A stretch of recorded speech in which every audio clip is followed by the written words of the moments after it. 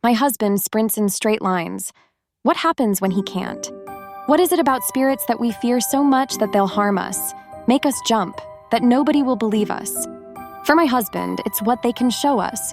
I don't want to see. It was the first time I had ever heard him truly terrified. We were new to the area at the time, walking through a local park for the first time, after living at our previous apartment for so long, where the landlord had a strict no pets policy. We were seriously considering getting a dog. I asked about when we would go to a local dog shelter. That's when he said it. I don't want to see. He froze still too, looking far ahead. Past the horizon, beyond even any of the buildings past the park's edge.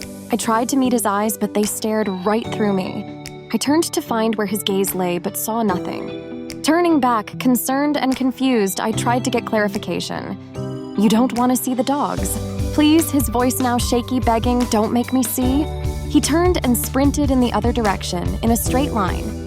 As the pathway curved, he did not adjust his route, running straight onto the grass and climbing the fence despite an open gate standing just 20 feet to the left.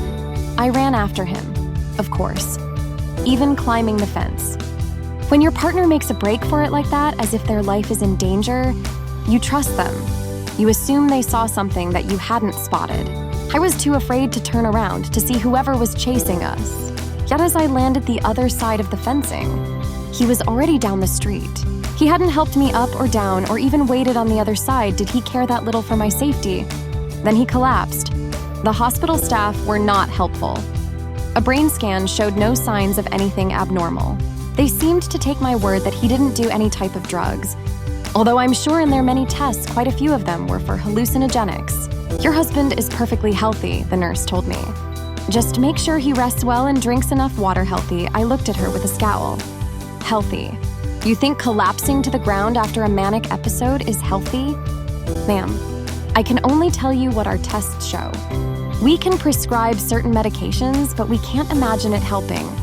The odds are that this was a strange, one-off situation. Lack of sleep, lack of water, lack of any basic need can cause this type of behavior. What do you think, honey? I asked my husband. I think we should go home. He didn't seem normal over the next week. He was never quite himself. He would still talk and help me with dinner.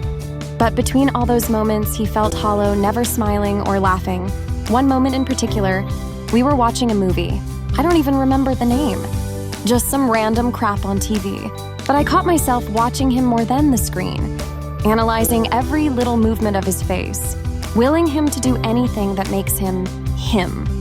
Through all the jokes, watching the corners of his mouth unmoving, not even a little bit what was on his mind.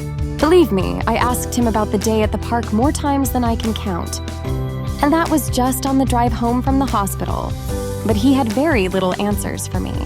He just insisted that he saw something that he didn't want to be shown again. He turned to me. Sorry, I spoke. I was just looking at you. I smiled, hoping for him to return the gesture. He was silent. Why don't you smile anymore?